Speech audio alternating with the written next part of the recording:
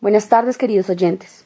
Bienvenidos una vez más a esta sección dedicada a la historia y reflexión sobre la llamada colonización y conquista del Nuevo Mundo. En esta ocasión me encuentro reunida con Camilo Vargas, historiador egresado de la Pontificia Universidad Javeriana. Nos acompañan también Álvaro Fonseca y Mateo Méndez, politólogos que se han dedicado al estudio y análisis de estos procesos. Por último, pero no por eso menos importante, se encuentra con nosotros Francisco Ramírez, destacado abogado especializado en derechos humanos. Para comenzar esta discusión referente a la llamada controversia de Valladolid, me gustaría plantear la siguiente premisa que sitúe el punto de partida.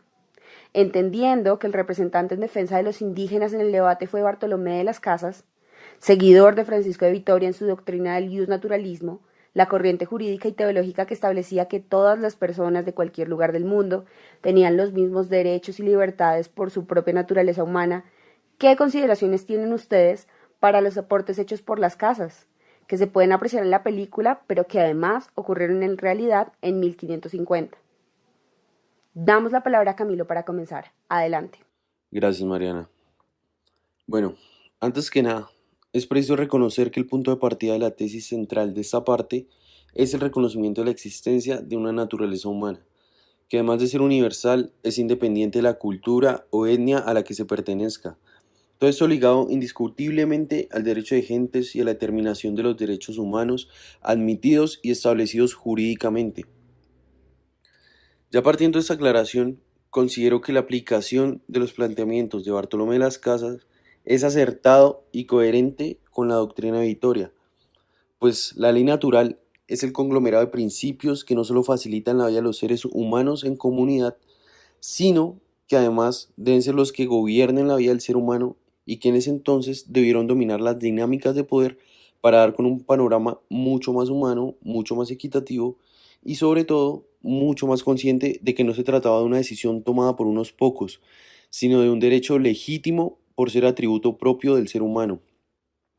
Claro está que para que esto fuera así, la tesis de Bartolomé tenía que ser aceptada y apologizada por todos, y eso ya es un tema diferente, porque lo que estoy diciendo es más la utopía o la expectativa desde el punto de vista del naturalismo que manejó el personaje y con el que estoy totalmente de acuerdo.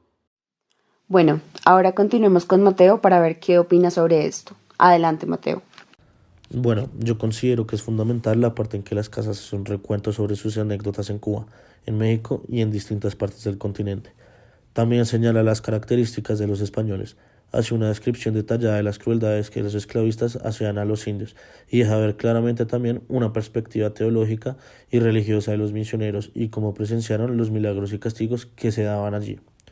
Me gusta la noción de persona de Bartolomé de las Casas, la manera humanizadora de referirse a los nativos del Nuevo Mundo, que no era para nada normal, porque parte de la premisa de que se trata de seres racionales, de seres responsables y libres, precisamente por lo que dice Camilo, que obedece a la doctrina victoriana, y es que estas características son inherentes a ellos al estar insertos en el orden natural, porque los sitúa en la conversación como seres sujetos de derechos y deberes. Es una teoría novedosa del derecho de gentes, del derecho natural.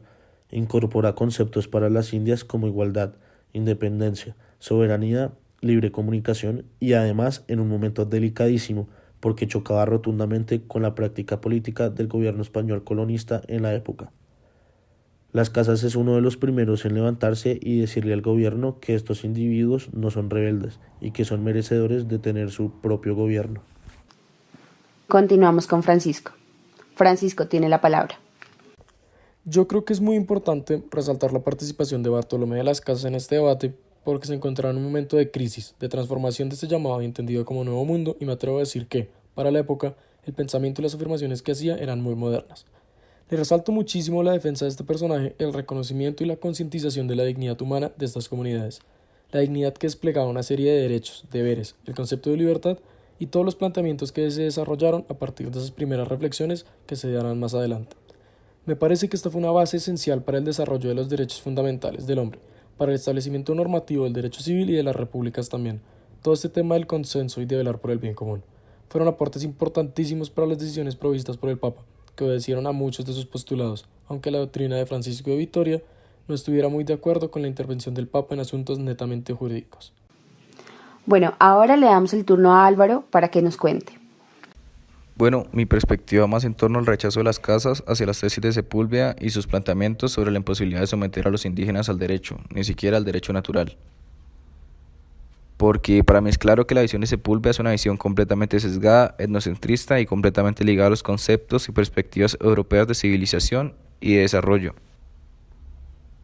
Y considero que sus justificaciones del uso de la fuerza y de la guerra justa fueron un punto que me pareció determinante para la defensa de Fray Bartolomé de las Casas, porque precisamente ese punto de la guerra fue algo que considero un término injusto. Me parece que no era el nombre de lo que estaba ocurriendo y que las Casas argumentó de manera coherente expresando su repudio a los métodos propuestos y justificados por Sepúlveda. Él supo cómo manifestar su idea de la conquista tutelar y pacífica, y pienso que es importante que desde la mirada religiosa se tuviera en cuenta que la evangelización es un acto de voluntad propia, no algo forzoso ni mucho menos coaccionable. Entonces mis consideraciones hacia la defensa de Fray Bartolomé de las Casas son que básicamente sus afirmaciones y todo su discurso lo manejó de forma coherente y práctica, en términos de la ejemplificación que hizo en reiteradas ocasiones, de los cuestionamientos que hacía, de la trayectoria religiosa, y la manera de entender el proceso que creía más adecuado para llevar a cabo el proceso de colonización.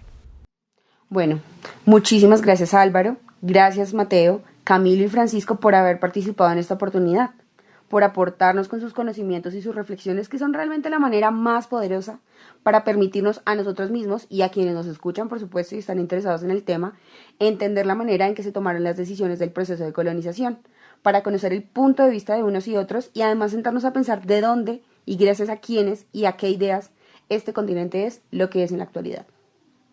Queridos oyentes, nos despedimos una vez más. Gracias por conectarse y por escucharnos y nos vemos en una próxima ocasión.